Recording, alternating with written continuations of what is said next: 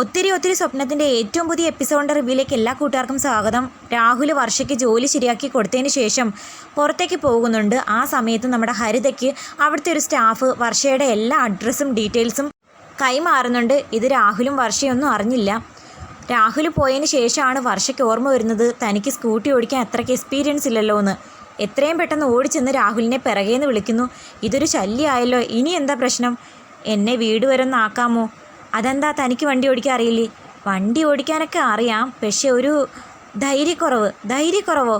തനിക്ക് ശരിക്കും വണ്ടി ഓടിക്കാൻ അറിയാമോ? ലൈസൻസൊക്കെ ഉണ്ട്, കണ്ടില്ലായിരുന്നോ? ലൈസൻസ് ഉണ്ട്, അത് കണ്ട്. ശരിക്കും വണ്ടി ഓടിക്കാൻ അറിയാമോ? ഇച്ചിരി ധൈര്യക്കുറവേ ഉള്ളൂ. വയനാട്ടിലെ തിരക്ക് കുറഞ്ഞ റോഡിലൂടെ വണ്ടി ഓടിച്ച് ശീലേ ഉള്ളൂ. കൊച്ചിയിലെ ഇത്രയും ബ്ലോക്കിലൂടെ വണ്ടി ഓടിക്കുമ്പോൾ എന്തോ ഒരു ധൈര്യക്കുറവ്. ഒന്ന് ഹെൽപ്പ് ചെയ്യുമോ? എന്ത് ചെയ്യാനാണ് പറയുന്നത്? എന്നെ വീട് വരെ ഒന്ന് ആക്കുമോ? ഓഫീസിൽ വെച്ച് എൻ്റെ മാസ്കും പോയി ആരെങ്കിലും കണ്ടാലോ? ചേട്ടൻ എന്തിനാ ഇത്രയും പേടിക്കുന്നത്? എന്നെ ഒന്ന് ഹെൽപ്പ് ചെയ്തില്ലെന്ന് അഞ്ചുങ്ങാണ അറിഞ്ഞാലുള്ള ഭവിഷ്യത്ത് അറിയാമോ? അങ്ങനെയൊക്കെ പറഞ്ഞ് ഒരു വിധത്തിൽ രാഹുലിനെ മയപ്പെടുത്തുന്നുണ്ട്. അതെല്ലാം നമ്മുടെ ഹരിത മറഞ്ഞു എന്ന് കാണുന്നുണ്ട്. ഹരിതയ്ക്കാണെങ്കിൽ നല്ല ദേഷ്യമുണ്ട്. എന്തായാലും അവനും അവളും കൂടി അവളുടെ വീട്ടിൽ പോയി സല്ലപിക്കാനായിരിക്കും പോകുന്നത്. അനുവദിച്ചു കൊടുക്കത്തില്ല എന്നൊക്കെ മനസ്സിൽ വിചാരിക്കുന്നു. അപ്പോൾ രാഹുൽ ഒടുക്കം വണ്ടിയിൽ കയറാൻ തയ്യാറാകുന്നു. വർഷ തന്നെ വണ്ടി ഓടിക്ക്, ഞാൻ പിറകിലിരിക്കാം, വണ്ടി ഇവിടെ കിടക്കട്ടെ, തന്നെ വീട്ടിലാക്കിയതിന് ശേഷം ഞാൻ വന്ന് വണ്ടി എടുത്തുകൊണ്ട് പൊക്കോളാം എന്നൊക്കെ പറഞ്ഞ് വർഷ വണ്ടി ഓടിക്കുന്നു. വർഷയുടെ പിറകെ കയറിയിരുന്ന് രാഹുലും അങ്ങ് പോകുന്നു. അവളുടെ വീട് കണ്ടുപിടിക്കാനെന്നോണം ഹരിതയും പിന്നാലെ പോകുന്നുണ്ട്. ജാൻസി വില്ലയിൽ എത്തിയപ്പോഴത്തേക്കും തുമ്പിമോള് നിന്ന് കളിക്കുമായിരുന്നു. തുമ്പിമോളെ കണ്ട് വണ്ടി ഇടിക്കുമോ എന്നുള്ള പേടിയിൽ വർഷ എങ്ങനെയൊക്കെയോ ആ വണ്ടി അങ്ങ് ബ്രേക്ക് പിടിച്ച് നിർത്തുന്നുണ്ട്. ഇതെല്ലാം വസുന്ധര ആൻറ്റി മേളത്തെ നിലയിൽ നിന്ന് കാണുന്നുണ്ടായിരുന്നു. വണ്ടിയിൽ നിന്നിറങ്ങിയ രാഹുൽ ദീർഘശ്വാസമൊക്കെ വിടുന്നു. തൻ്റെ ജീവൻ തിരികെ കിട്ടിയതിൻ്റെ ആശ്വാസവും സമാധാനവും അദ്ദേഹത്തിൻ്റെ മുഖത്തുണ്ട്. അപ്പം വർഷ പറയുന്നു, ചെറിയൊരു എക്സ്പീരിയൻസ് കുറവെന്നേ ഉള്ളൂ, അല്ലാതെ എനിക്ക് വണ്ടി ഓടിക്കാനൊക്കെ അറിയാമെന്ന് ചേട്ടനിപ്പം മനസ്സിലായില്ലേ? ചെറുതല്ല, തനിക്ക് വണ്ടി ഓടിക്കാൻ ഒട്ടും അറിയത്തില്ല. ഞാൻ എന്തായാലും അഞ്ജുവിനോട് പറയാം തന്നെ ഒന്ന് വണ്ടി ഓടിച്ച് പഠിപ്പിക്കാൻ. അല്ലെങ്കിൽ താൻ വണ്ടി ഓടിക്കുന്ന റോഡിലൂടെ ആർക്കും പോകാൻ പറ്റത്തില്ല. വർഷ വിഷമിക്കുന്നത് കണ്ട് രാഹുൽ പറയുന്നു, താൻ വിഷമിക്കണ്ട, ഒരു 2-3 ദിവസം കഴിഞ്ഞിട്ടേ ജോലിക്ക് കയറുന്നുള്ളെന്ന് ഞാൻ വിളിച്ച് പറഞ്ഞോളാം. ആ ദിവസത്തിനുള്ളിൽ അഞ്ജുവിനെയും കൂട്ടി വണ്ടി ഓടിച്ച് തറവാക്ക്. അതിന് ശേഷം ഓടിക്കുന്നതായിരിക്കും സേഫ്റ്റിക്ക് നല്ലത്, അല്ലെങ്കിൽ റിസ്ക് ആണെന്ന് പറഞ്ഞ് മനസ്സിലാക്കി കൊടുക്കുന്നു. എന്നാൽ അങ്ങനെ മതിയെന്ന് വർഷയും പറയുന്നു. ചേട്ടൻ പൊക്കോളാൻ പറയുന്നത് പ്രകാരം രാഹുൽ അങ്ങ് പോകുന്ന സമയത്ത് വസുന്ധരയാണെങ്കിൽ കലി പിടിച്ച് ഓടി വരുന്നുണ്ട്. ധനം പറയുന്നു, ഇപ്പം ചോദിക്കേണ്ട, വീട്ടിനകത്ത് കയറിയതിന് ശേഷം പിന്നെ ചോദിക്കാം എന്നൊക്കെ പറഞ്ഞു വരുന്നെങ്കിലും വസുന്ധര കേൾക്കുന്നില്ല. പുരുഷന്മാരെ വീട്ടിനകത്ത് കയറ്റരുതെന്ന് ഞാൻ പറഞ്ഞിട്ടില്ലേ, പിന്നെ നീ ആരോട് ചോദിച്ചിട്ടാ ഇവനെ ഇതിനകത്ത് കയറ്റിയത്? അപ്പോൾ രാഹുൽ പറയുന്നു, ഞാൻ വീട്ടിനകത്തൊന്നും കയറിയിട്ടില്ല, മുറ്റം വരെ നിന്നിട്ടുള്ളൂ. മുറ്റം വരെ ആയാലും പുരുഷന്മാർക്ക് ഈ ഗേറ്റിനിപ്പുറം കയറാൻ പാടില്ലെന്ന് ഞാൻ പറഞ്ഞിട്ടില്ലായിരുന്നോ? അപ്പോൾ ആ നിൽക്കുന്നത് ആരാണെന്ന് ചോദിക്കുന്നു. അതായത് നമ്മുടെ ധനത്തെ ഉദ്ദേശിച്ചാണ് ചോദിക്കുന്നത്. ഞാൻ കുറച്ച് വർഷത്തിന് മുമ്പ് പുരുഷനായിരുന്നു എന്ന് തമാശ മട്ടിന് ധനവും പറയുന്നു. താൻ എന്തുവാടായി പറയുന്നത്? എൻ്റെ കണ്ടീഷൻ അംഗീകരിക്കാൻ പറ്റാത്തവരൊന്നും ഈ വീട്ടിൽ താമസിക്കണ്ട, ഇപ്പോൾ ഇറങ്ങിക്കോണം എൻ്റെ വീട്ടിൽ നിന്ന് വർഷയോട് പറയുമ്പോൾ രാഹുലാണെങ്കിൽ ഒന്ന് മയപ്പെടുന്നു. അയ്യോ ആൻറ്റി, ആരാടോ തൻ്റെ ആൻറ്റി? എങ്കിൽ മേഡോന്ന് വിളിക്കാം, അല്ലെങ്കിൽ ചേച്ചിന്ന് വിളിക്കാം. താൻ അങ്ങനെയൊന്നും വിളിച്ച് എന്നെ സുഖിപ്പിക്കാമെന്ന് വിചാരിക്കണ്ട. ഈ നിമിഷം താൻ ഈ കോമ്പൗണ്ടിന് പുറത്തിറങ്ങണമെന്നൊക്കെ പറയുമ്പം രാഹുൽ വർഷയോട് പറയുന്നു, ഞാൻ എന്തായാലും പോവുക, ഇനി ഇവിടെ നിന്ന് കഴിഞ്ഞാൽ തനിക്ക് തന്നെ അതിൻ്റെ ദോഷം. അതെല്ലാം കേട്ടുകൊണ്ട് ഹരിത അവിടെ കാറിലിരിക്കുന്നുണ്ടായിരുന്നു. രാഹുൽ തിരികെ വരുന്നത് കണ്ട് പെട്ടെന്ന് വണ്ടി എടുത്ത് ഹരിത അങ്ങ് പോകുന്നു. തിരിഞ്ഞു നോക്കി രാഹുൽ പോകുന്നു. ധനപാലം പറയുന്നു, എന്തായാലും വീടിൻ്റെ ചാവി വർഷമൊക്കെ കൊടുക്കാമല്ലേ? അന്നേരം വസുന്ധര പറയുന്നു, പറ്റില്ല, നിൻ്റെ കൂടെയുള്ള പെൺകുട്ടികളെയും കൂടി വിളിച്ചു വരുത്തട്ടെ. എൻ്റെ കണ്ടീഷൻ അംഗീകരിക്കാൻ പറ്റാത്തവരൊന്നും എൻ്റെ വീട്ടിൽ താമസിക്കണ്ട. അവർക്ക് നിന്നോടൊപ്പം നിൽക്കാനാണ് ഇഷ്ടമെങ്കിൽ എല്ലാവരും ഈ നിമിഷം ഇറങ്ങിക്കോണം. അതേസമയം മല്ലിക വർഷയോട് പറയുന്നു, നിങ്ങളുടെ കയ്യിൽ തന്നെയാണ് തെറ്റ്. മേഡത്തിൻ്റെ സ്വഭാവം എന്താണെന്ന് ഞാൻ മുന്നേ പറഞ്ഞിട്ടില്ലായിരുന്നോ? ഇയാൾ കാരണം മറ്റുള്ളവർക്കും കൂടി വീട് നഷ്ടമാകുമെന്നൊക്കെ പറഞ്ഞ് മല്ലിക അകത്തേക്ക് പോകുമ്പം വർഷ വിഷമിക്കുന്നു. എന്നെ സ്നേഹിക്കുന്നവർക്കും സങ്കടമാണല്ലോ വരുന്നതെന്ന് മനസ്സിൽ അമ്മയോട് പറഞ്ഞ് വിഷമിക്കുന്നു. അതേസമയം ശിവനന്ദയും അഭിരാമിയും ചാനലിൽ വർക്ക് ചെയ്യുന്ന ശിവനന്ദയുടെ കൂട്ടുകാരെ മീറ്റ് ചെയ്ത് സംസാരിക്കുന്നു. സ്വന്തമായ ഒരു ഹൈ ക്വാളിറ്റി ഫോണും കുറച്ച് ക്യാഷും മറിക്കാനുള്ളവർക്ക് ഇന്നൊരു ഓൺലൈൻ മീഡിയ നിസാരം പോലെ തട്ടിക്കൂട്ടാം, പക്ഷെ അതുകൊണ്ട് പ്രയോജനമില്ലെന്ന് പറയുമ്പോൾ ശിവനന്ദയുടെ മുഖം വാടുന്നു. അങ്ങനെ ചെറുകിട തട്ടിക്കൂട്ടൊന്നും അല്ല എൻ്റെ പ്ലാനിങ്, അത്യാവശ്യം ക്യാഷ് ചിലവാക്കി തന്നെ ലോഞ്ച് ചെയ്യണമെന്ന ആഗ്രഹമെന്ന് പറയുമ്പം അഭി പറയുന്നു, ഞങ്ങൾ ബിസിനസ് ലോണിന് അപ്ലൈ ചെയ്തിട്ടുണ്ട്, അത് കിട്ടുമെന്ന് തന്നെ ഞങ്ങളുടെ പ്രതീക്ഷ.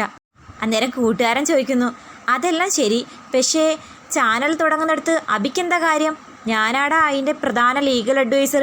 ക്യാഷ് ലോൺ എടുത്ത് ഓൺലൈൻ മീഡിയ തുടങ്ങി കടക്കണിയിലാവണ്ടെന്ന എൻ്റെ അഭിപ്രായമെന്ന് അവൻ പറയുന്നത് കേട്ട് ശിവ പറയുന്നു, എൻ്റെ കഴിവിൽ എനിക്ക് വിശ്വാസമുണ്ട്. ആരും ഏറ്റെടുക്കാത്ത ഏത് ന്യൂസും സത്യസന്ധതയും ആത്മാർത്ഥതയുള്ള ന്യൂസ് ആണെന്ന് മനസ്സിലാക്കി കഴിഞ്ഞാൽ ഞാൻ ഏറ്റെടുത്ത് നടത്തും. നിനക്ക് കഴിവുണ്ടെന്നൊക്കെ എനിക്കറിയാം. നിൻ്റെ കഴിവിൻ്റെ പുറത്തല്ലേ നിൻ്റെ ചാനലിൽ എനിക്ക് തന്നെ പ്രൊമോഷൻ കിട്ടിയത്. അത് നിനക്ക് ഓർമ്മയുണ്ടല്ലോ, അത് തന്നെ മതി. ശിവ, നീ ഏത് മീഡിയയിൽ നിന്നാലും അമ്പനാട്ട് വിക്രമൻ നിന്നെ വെറുതെ വിടില്ല. ആ കുടുംബ വഴക്ക് പറഞ്ഞു തീർക്കുന്നതായിരിക്കും നിനക്ക് നല്ലതെന്ന് പറയുമ്പോൾ ഉപദേശത്തിനല്ല നിന്നെ ഞാൻ വിളിച്ചത്. എന്നെ ഏതെങ്കിലും വിധത്തിൽ സഹായിക്കാൻ പറ്റുമെങ്കിൽ നീ സഹായിക്കുക, അല്ലെങ്കിൽ നീ പോ. അന്നേരം മറ്റേ കൂട്ടുകാരനും പറയുന്നു, എന്തായാലും ഒരു പുതിയ സംരംഭം തുടങ്ങുമ്പോൾ നെഗറ്റീവ് അടിക്കണ്ട, സപ്പോർട്ട് ചെയ്യണം. അതേ സമയത്ത് അബിയെ അഞ്ചു വിളിക്കുന്നു. ശിവയോട് പറയുന്നു, അഞ്ചു വിളിക്കുന്നേ, ഈ സമയത്ത് അവൾ വിളിക്കുന്നേ, അവൾക്ക് ഓഫീസിൽ വർക്കില്ലേന്ന് ശിവൻ ചോദിക്കുന്നു. എന്തായാലും നീ കോൾ എടുക്കാൻ പറയുന്നു. കോൾ എടുക്കുമ്പം അഞ്ചു പറയുന്നു, വീട്ടിൽ വർഷ എന്തോ തെറ്റ് ചെയ്തെന്നും പറഞ്ഞ് വസുന്ധര ആൻറ്റി വിളിച്ച് ഞാനൊരു ഓട്ടോ വിളിച്ച് അങ്ങോട്ടേക്ക് പോവാൻ, നിങ്ങളും പറ്റുമെങ്കിൽ അങ്ങോട്ടേക്ക് വരാൻ പറയുന്നു. ആ സമയത്ത് ശിവനന്ദ അബിയോട് പറയുന്നു, ഫോൺ സ്പീക്കറിൽ ഇട്ടതിന് ശേഷം അഞ്ജുവിനോട് ചോദിക്കുന്നു, കാര്യം എന്താ? തൽക്കാലം ഞാനും രാഹുലും തമ്മിൽ സ്നേഹത്തിലാണെന്നുള്ള കാര്യം ശിവ അറിയേണ്ടെന്ന് അഞ്ജു മനസ്സിൽ വിചാരിക്കുന്നു. അതുകൊണ്ട് തന്നെ കാര്യം മറച്ചു വെച്ച് പറയുന്നു, വർഷ ഏതോ ഒരു പുരുഷൻ വീട്ടിൽ ഡ്രോപ്പ് ചെയ്തെന്ന്, അത് വസുന്ധര ആൻറ്റി കണ്ട് ഭയങ്കര പ്രശ്നമാകുന്നെന്ന്. ഈ കാലത്ത് ബോയ്സ് ഗേൾസിനെയും ഡ്രോപ്പ് ചെയ്യും, ഗേൾസ് ബോയ്സിനെയും ഡ്രോപ്പ് ചെയ്യും, അതിനെന്താ ഇത്ര പ്രശ്നം? ഞാനും അത് തന്നെ ചോദിച്ചു. പക്ഷെ അതൊന്നും ഈ വീട്ടിൽ നടക്കത്തില്ലെന്ന് ആൻറ്റി പറയുന്നു. നമ്മളെല്ലാവരും ഇപ്പം തന്നെ ആ വീട് വിട്ട് ഒഴിയണമെന്ന് പറയുന്നു. അപ്പം ശിവ പറയുന്നു, ഇതങ്ങനെ വെറുതെ വിടാൻ പാടില്ല, സ്ട്രോങ് ആയിട്ട് വർഷയ്ക്ക് കൂടെ നിൽക്കണം. അങ്ങനെ ആ കൂട്ടുകാരുടെയും പറയുന്നു, വീട്ടിൽ ഒരു പ്രശ്നം, ഞങ്ങൾ പോയിട്ട് വരാമെന്ന്. ഹൗസ് ഓണർ ആൻറ്റി ഇത്തിരി കുഴപ്പക്കാരിയാണെന്നും വർഷ ഏതോ ഒരു പുരുഷൻ ഡ്രോപ്പ് ചെയ്തെന്നും പറഞ്ഞ് പ്രശ്നം ഉണ്ടാക്കുന്നെന്ന് അബി പറയുന്നു. നിങ്ങൾ എത്രയും പെട്ടെന്ന് പോയി ആ പ്രശ്നം കോംപ്രമൈസ് ചെയ്യാൻ അവരും പറഞ്ഞു വിടുന്നു. ശിവയെ അബിയും പോയതിന് ശേഷം അവർ പറയുന്നു, ഞാൻ കേട്ടത് വെച്ച് ആ ഹൗസ് ഓണർ ഇച്ചിരി വള്ളിക്കെട്ടാ. അപ്പോൾ ഉടനെ തന്നെ അടുത്ത വീട് കണ്ടുപിടിക്കണം അല്ലേ? ഒരു പരിചയമില്ലാത്ത ചെറുപ്പക്കാരനെ ഈ വീട്ടിൽ കയറ്റിയ നീ ഈ വീട്ടിൽ താമസിക്കാൻ യോഗ്യമല്ല. നിന്നെ ഈ വീട്ടിൽ നിന്ന് പറഞ്ഞു വിടുക എന്നത് മാത്രമേ എൻ്റെ ഒരു പോംവഴിയെന്ന് വസുന്ധര വർഷയോട് പറയുന്നു. അന്നേരം അബി പറയുന്നു, ഒബ്ജക്ഷൻ യുവർ ഓണർ. ധനം പറയുന്നു, യെസ്. എൻ്റെ കക്ഷിയെ ക്രോസ് വിസ്താരം ചെയ്തപ്പോൾ എനിക്ക് മനസ്സിലായത് ആ വന്ന കക്ഷി ഒരു പുരുഷനാണെന്നറിയാതെയാണ് വർഷ ആ പയ്യൻ്റെ വണ്ടി കയറി വന്നത്. അത് കേട്ട് കണ്ണും തള്ളി വസുന്ധര ധനത്തിൻ്റെ മുഖത്തേക്ക് നോക്കുന്നു. അഭിരാമി വക്കീലിൻ്റെ വാദമൊക്കെ അങ്ങ് കോടതിയിൽ മതി. ഇവിടെ വാദിയും പ്രതിയും വക്കീലും ജഡ്ജിയും ഒക്കെ ഞാൻ തന്നെയാണ്. കാര്യം കൈവിട്ടു പോകുമെന്ന് മനസ്സിലാക്കിയ ശിവനന്ദ വർഷയോട് പറയുന്നു, ആൻറ്റിയോട് സോറി പറയും. ഞാൻ സോറി പറഞ്ഞു, തിരക്കിലൂടെ വണ്ടി ഓടിക്കാൻ അറിഞ്ഞുകൂടാഞ്ഞിട്ടാ രാഹുൽ. അത് കണ്ടപ്പോഴത്തേക്കും അഞ്ജു ബ്ലോക്ക് ചെയ്യുന്നു. അല്ല, ആ ചേട്ടൻ്റെ സഹായം തേടിയത്, അല്ലാതെ മറ്റൊരർത്ഥവും ഇല്ല. പാവം അല്ലേന്ന് അഞ്ജു ചോദിക്കുമ്പം വസുന്ധര പറയുന്നു, അല്ല, സ്ത്രീവർഗത്തിന് മുഴുവൻ അപമാനമാണ് ഇവള്. ഞാൻ കൈയോടെ പിടിച്ചപ്പം കള്ളം പറയുക. അന്നേരം ശിവയാണെങ്കിൽ വസുന്ധരയെ കയ്യിലെടുക്കാൻ നോക്കുന്നു. നീ ചെയ്തത് തെറ്റാ. നിനക്ക് സ്കൂട്ടി ഓടിക്കാൻ അറിഞ്ഞൂടെങ്കിൽ സ്കൂട്ടി ഓടിക്കാൻ അറിയാവുന്ന ഒരു സ്ത്രീ വരുന്നത് വരെ അവിടെ നോക്കി നിൽക്കണമായിരുന്നു. ഇനിയെങ്കിലും നീ ശ്രദ്ധിക്കണമെന്നും ഇല വന്ന് മുള്ളി വീണാലും മുള്ളു വന്ന് ഇലയിൽ വീണാലും ചീത്തപ്പേര് മുള്ളിനാണെന്ന് നീ ശ്രദ്ധിക്കണം. നീ ഒരു കാര്യം ചെയ്യും, ഒന്നുകൂടെ മേഡത്തിനോട് സോറി പറയാൻ പറയുമ്പോൾ, സോറി മേഡം, ഇനി മേലിൽ ഞാൻ ആവർത്തിക്കില്ലെന്ന് പറയുന്നു. വസുന്ധരയാണെങ്കിൽ ശിവയോട് സ്നേഹത്തിലാണ്, പക്ഷേ വർഷയോട് ക്ഷമിക്കാൻ തയ്യാറും അല്ല. അന്നേരം അഞ്ജു പറയുന്നു, ആൻറ്റി ഞങ്ങൾക്ക് ദൈവതുല്യ, ദൈവങ്ങൾക്ക് മാത്രമേ ചെയ്ത തെറ്റ് ക്ഷമിക്കാൻ പറ്റൂ.